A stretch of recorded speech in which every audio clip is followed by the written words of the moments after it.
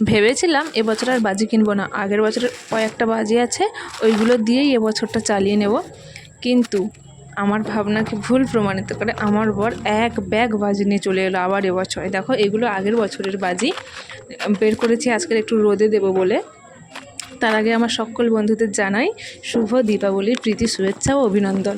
দেখো এক ব্যাগ বাজি নিয়ে এসছে, ভাবা যায় এক ব্যাগ বাজি। চলো কি কি বাজি এনেছে তোমাদের দেখাই। এই দেখো প্রথমে এনেছে 4টে ফানুস, 4টে লাল আর গোলাপি এনেছে।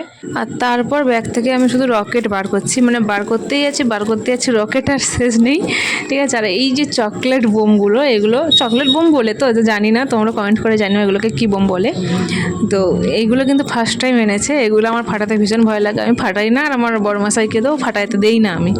তো এইগুলো ফার্স্ট টাইম এনেছে। আর রকেট দেখো বের করছি রকেট আর শেষ হয়নি। শুধু যে রকেট এনেছে এমনটা কিন্তু নয়, আরও আছে, একটু ওয়েট করো।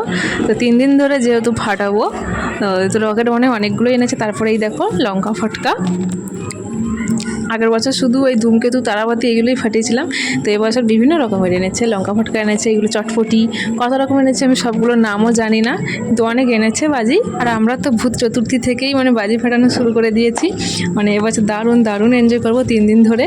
আর এইগুলো দেখো, এগুলো ফাটাতেও আমার চরকি, এগুলো ফাটাতেও দারুণ লাগে। আর আমার না বেশি আতশবাজি শব্দবাজি বেশি ফাটাতে ভীষণ ভয় লাগে, আমি এই তারাবাতি ধূমকেতু এগুলো নিয়েই থাকি। আর এই দেখো জেনারেটরও এনেছে, যেগুলো একদম চোখ খারাপ করে দেয়। আর এই হলো আমার সবমোট বাজি, এবছরের বাজি সবমোট। দেখো কত বাজি এনেছে, কত দুজন মিলে ফাটালে 3 দিন ধরে তাও শেষ হবে না।